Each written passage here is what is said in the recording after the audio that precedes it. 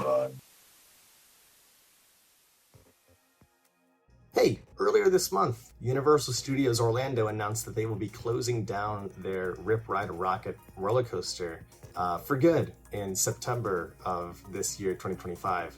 The news kind of came pretty swiftly after some permits dropped of demolition happening to certain elements of the ride and of stuff like that. I forget the exact specifics of those permits, but it wasn't more than 1 or 2 days after that Universal themselves had actually gone to the press and been like, yeah, it's going away. So that was kind of funny how swift that was. It definitely feels like sometimes parks like to take their time with those kinds of announcements, or at least even wait a little bit closer to when it's going to close to do so. But I think they knew, like, as soon as people see those permits, it's done. It's a done deal, and people are going to know and are just going to be asking. So just rip off the Band-Aid now. They're kind of doing the opposite of what Disney did with Rock and Roller Coaster and Muppet Vision, where they just waited for almost half a year to actually drop the news of what exactly is going to happen there. So it's appreciated to give them more, give fans more time to experience Rip Ride Rocket. That is definitely nice. It's better than the alternative, where we just don't know until the end. It also didn't come as a surprise to a lot of people, myself included. Rip Ride Rocket has felt like it's been on the table for demolition for a little bit now, for a good number of years. At least it was getting to that point. The coaster itself opened up, I believe, in August of 2009, which at this point, say September 2025, it would be about 16 years old, which I believe, I'm not sure if it's the exact age of the Incredible Hulk coaster in Islands of Adventure. I believe it was around 16 years old when that got completely retracked. You know, they tore down a lot of it and built it back up with new track to make it a lot more smooth. So essentially like replacing the coaster, just building the same one in the same place. And then the same thing with Dueling Dragons. With those two coasters, they were around 16 years old when those were decommissioned for Hagrid's to take their place. It's just kind of the lifespan of these coasters, especially in Central Florida. So it makes a lot of sense for it to be leaving around this point. The coaster itself is definitely feeling its age. It's bumpier, it's harsher than it's been in the past. There's also just a lot of elements of the coaster itself that have been lost to, entropy, to time. The big banner on the side of the lift hill has been gone for a number of years since a hurricane. The hurricane didn't take it. Universal took it down and then just never put it back up. It didn't fly away in the wind. And then the big thing about the coaster, the whole gimmick is it's the media coaster model. And so they have the speakers in the seats, and you have the camera in front of you, and you pick your song, and you get to listen to the song on the coaster. They had a big lineup, and then you get to buy a DVD afterwards of your ride video with that same song. It was an interesting idea, and I do love listening to those songs on the coaster in a similar way to like Guardians or that sort of thing. Like it's fun to be able to pick your own music or just to listen to kind of fun pop music while you're on a coaster. Like that is a really fun element of it. But that had been severely cut down. I believe last year is when the lineup got trimmed down from, let me see these exact numbers. Yeah, so apparently they had about like 30 songs on there between 5 different genres. There were some decent picks in there. They got trimmed down just to 5 for each genre, or rather 1 for each of the 5 genres, just 5 songs generally. And the songs are good, but they're also, there's a lot less choice, and it was a sign, absolutely, that things were kind of coming to an end here. So people have had the idea for a bit that Rip Ride Rocket's on the table for demolition.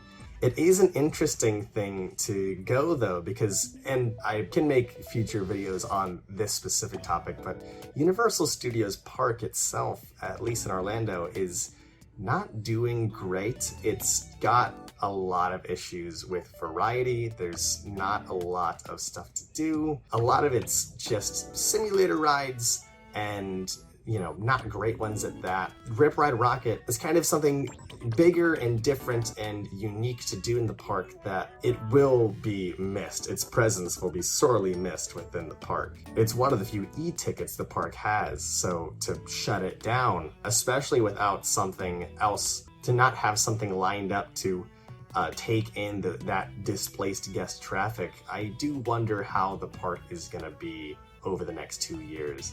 And that's also kind of the thing. They announced that it'd be September of 2025 that it closes down, and that is kind of a stranger time to do it. It's right in the middle of Horror Nights, which means that there's a possibility that they might not actually work on demolition until Horror Nights is finished. They have a lot of guest traffic through that Rip Ride Rockit area underneath the coaster track, trying to get to the sound stages where the houses are built and located. And with some of the rumors this year of there being even more sound stages being used and utilized for Horror Nights, it's definitely an interesting situation they're kind of finding themselves in right in the middle of the event.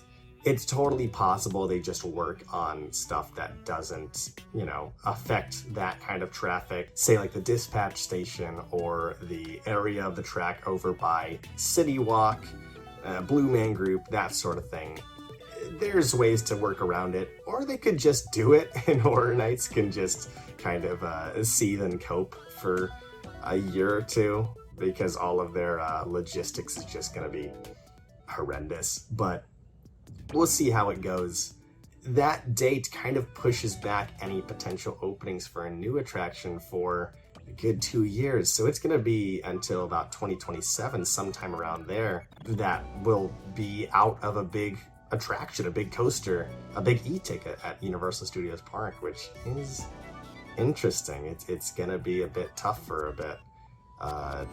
They will have Epic Universe to sort of take in that extra bit of capacity to the resort as a whole, but Studios Park is definitely going to be lacking for a few years here. Before we talk about what's next, what's coming up, for the location and what's going to replace Rip Ride Rockit, I do want to talk about the coaster itself a little bit. It has always been a little bit of a mess. There's some really great videos out there by some wonderful creators. I'll try to throw some buttons and stickers on the screen up to throw you to some of those videos, but there is a whole history of weird stuff with this ride. It's a very unique coaster model, so it never really had a great base to stand on. No one really knew how to work with it. They had the music idea, but they never updated the music list over the past 16 years, which is interesting. It seems like one of those things that would be pretty simple to do, but I imagine a lot of it has to do with just like price and royalties and licensing, where I have never seen anyone buy a DVD from Rip Ride Rockit, so I will absolutely before it goes, but that's because I'm a maniac and I live for this junk. I've never seen someone do that, so I wonder, how much money has been thrown into the trash bin for these licenses that are probably made more expensive by the fact that you can own it through this DVD service. It just probably didn't make any sense to add more recent stuff, more stuff at all. Stuff that would probably be more expensive in the end than anything that they already had the licensing for. A lot of the community is not super huge on Rip Ride Rockit, and not for a lack of good reasons to not like this thing. It is, especially nowadays, pretty rough. It's bumpy.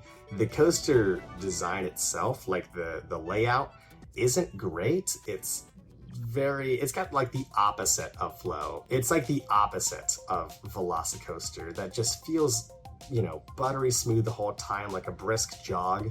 It's just exciting, and it works like with the human body and the coaster and the track to like all come together to make this wonderful experience. It's like the opposite of that, where after every single trick or loop or inversion or something like that, there's a big brake run that just completely halts the momentum and kind of cuts the whole coaster experience off the knees.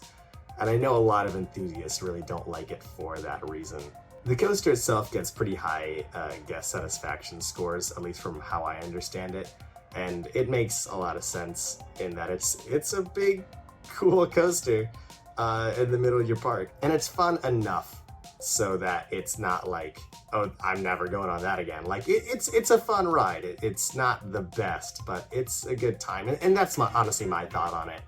I do like Rip Ride Rockit. I will miss it to an extent. I enjoy the runs that I have on it. I like the lift hill. I like the vertical lift. It's one of the few elements in an Orlando coaster that still kind of ekes me out a little bit while I'm on it. I am bummed about the music lineup not being as big anymore, but also I had kind of made my peace with it a little bit ago because my personal choice for song was always Daft Punk. They had 2 songs on there. It was Harder, Better, Faster, Stronger, and then they had just Stronger. Those left, I think, a good year and a half before the rest of them went away. So I have been working off that secret list for a good while now. I've been accepting of them going away for a bit. Daft Punk fans stay losing and all of that. The secret song lineup is a very interesting thing with it. It's a thing that I've tried to learn the story of how it works, how they're able to have all those songs just secretly on this coaster, but I've never been able to figure it out. The story that I've heard in the past is these are the songs that the development team really wanted to be on the coaster, but they didn't get the licensing for them, or it was just too expensive, or other songs took priority. And so they threw them in as a little Easter egg, just, to do it, through the secret menu, which seems weird and unlikely to me, just with how litigious music companies usually are, especially certain songs on there are very interesting. Like the Muppets tracks, there's 2 Muppet songs on there, which is, of course, that's Disney. Moving Right Along and Rainbow Connection. So you can't listen to the original lineup of the coaster, but you can still, to this day, listen to the Muppets movie soundtrack on a Universal Studios coaster. That's always confused me. It's always been kind of an interesting thing with this ride. Of course, I'll always take it. I'm not complaining at all. It's neat, but it's very strange. I do want to know what the deal is there. It is kind of interesting that we are between a year away from both Muppets coasters existing, but they just barely missed each other. 2 different studios parks having Muppet themed coasters, or at least coasters that you can listen to Muppet music on. That is interesting. That is weird that has happened twice now. I am gonna miss its presence in the park. I am gonna miss the gamer lights, the LEDs on the sides of the cars. I'm gonna miss seeing it in the skyline. I know people don't like it in that sort of way a bunch, but I do. I think it's fun. I like seeing it from the parking garage and from, Men in Black. I think the way that the lift hill and the big loop in the center and, all of that above the lagoon really just kind of nestles neatly into the skyline, and I like how it looks. Of course, I think it should go. It should go for the betterment of the park itself. It's a shame that we won't have anything to look forward to before the Rip Ride Rockit replacement opens. It seems like we'll just kind of be waiting for this to get, rebuilt in whatever way that is. And that will definitely be a rough period for the parks, especially for Halloween Horror Nights, which, at least as of the past few years, has been incredibly busy, and I think needs to be, it needs more things to do, not less. Definitely not less. And Rip Ride it will be felt, its presence, or lack of presence, that is, that will be felt. Now what comes next? There's been some smoke in a few different directions. It's the permits that were at the start of the month.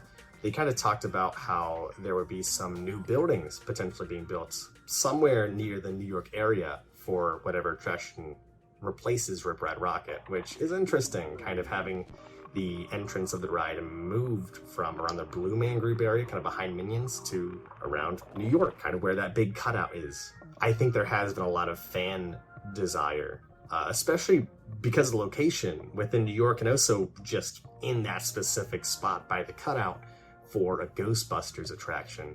There has been some talk for a Ghostbusters attraction to open up in studios for a bit. They have had a renewed presence in the park between Mega Movie Parade and Halloween Horror Nights.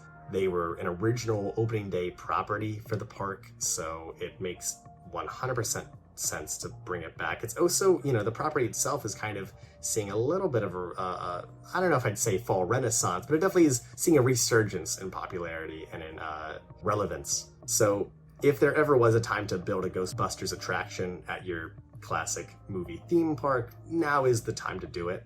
That firehouse location right in front of the cutout, that was the spot where the old Ghostbusters show was. So it would make a lot of sense. It would be honestly pretty cool to see a Ghostbusters ride, a big coaster, especially take that spot there and kind of bring back the Ghostbusters firehouse to the park. That would be very interesting and very cool to see. That is my hope, that we do end up seeing this Ghostbusters coaster idea kind of come to life here. I think that would be the best pick for the park. Of course, a dark ride would be very cool. A big new show would be cool. I just don't see either as being especially likely for that property, at least at this point. We already have Men in Black in the park for shooter attractions, which if you were going to do a Ghostbusters dark ride, especially if you wanted to do like an interactive one like that, it kind of feels like the direction you'd go in of like use the proton pack to shoot at ghosts. That's kind of just what Men in Black is. And then there's also a lot of rumors of a Luigi's Mansion attraction being an expansion to Super Nintendo World at Epic Universe, which in that case, that especially with Nintendo's insistence of all of those attractions being interactive in some kind of way, that would be another kind of ghost-busting, potentially shooter attraction. I can't see them developing two of that similar of a concept with two different properties just so close to each other. It just doesn't seem super likely in that way. So if we're not going to get that, which that is the best case scenario for that property, a Ghostbusters coaster I think works great too. I think having a big Slimer green coaster in the skyline, it just fits for studios. Seeing Ecto-1 kind of flying around like it does in the new film across the track, having the proton stream as kind of the LEDs across the track to give it a neat lighting profile. I think a lot of the sound cues and the like iconic Foley work from the film really does kind of work perfectly for an attraction of like the before the launch or lift hill, having the Ecto-1 wailing its siren. It really would be wonderful, in my opinion. I also don't think that's what's going to happen, unfortunately. I think they're going to go a different direction. That mostly seems to be just like the fan desire is for the Ghostbusters thing. The real smoke is all around Fast and Furious. That is where everyone is seeming to kind of be leaning towards, is a kind of variant of the Hollywood Drift coaster that's being built at Studios Hollywood right now in the same location as Rip Ride Rockit. And that also has its own sort of pros and cons to it. It makes a lot of sense. It's one of those properties that Universal Comcast kind of really seems to want to lean in on. It seems like one of those that they're very insistent on making a major property in the parks for one reason or another. It's in Cinesational. It also is a property with a ride already in the park, and that ride stinks. That's like probably the worst ride at the entire resort. It's one of the worst rides in Orlando in that I've really ever been on. It's truly terrible. It's not good at all. It's really abrasive and dull, and it kind of ruins the point of the IP of like going fast in a car. You're in a big bus. It's not really that fast feeling at all. It's a lot of screens. It's a really terrible ride. It gets bad satisfaction scores. It's in the heart of Studios Park, but it always gets really low weights. It's just a bad ride, and Universal knows this. They close it down every so often seasonally, which for a big ride that was meant to be an e-ticket is actually insane. The thought is, if you were to build a new Fast and Furious e-ticket elsewhere in the park, one that's actually good, then it's a lot easier of a sell to especially executives or whoever on top really wants Fast and Furious to be in the park to get rid of Supercharged. That seems like the path they're taking. We're also already getting a coaster based on the property incredibly recently, just across the country away. So like there's precedent there. It's not my pick, and I wonder what the paint job would look like. I wonder what the theming would be like. I think Rip Ride Rockit has kind of a fun color scheme, and I wonder if a Fast and Furious coaster would have as interesting or fun of a look to it, but I guess we'll see. It's not my first pick, but if it means that Supercharged would go sooner, then I think Fast and Furious fits for a coaster. I think that IP works there. It's not the best property for the job, but for the health of the park, I think it really would kind of work just fine. But yeah, that's a lot of my thoughts on the whole Rip Ride Rockit situation. It's definitely interesting. It's a big deal for that park specifically, and it seems like we'll have a long time to be thinking and expecting a new coaster, you know, a new ride to pop in that exact same spot. So we'll see how it goes, and hopefully the lines elsewhere in the park are not too big while we wait. That would definitely not make studios any nicer in the meantime. But tell me how you think. If you have any thoughts about Rip Ride Rockit closing, any memories from the coaster, any thoughts on Ghostbusters or Fast and Furious or stuff like that. Yeah, let me know in the comments. I'd love to read anything you'll have to say about it. If you did like the video, please hit the like button. It means a ton. It would help me an absolute ton. If you liked it, subscribe. I'll be making more of this stuff. And yeah, I will talk to you later. I hope you have a wonderful day.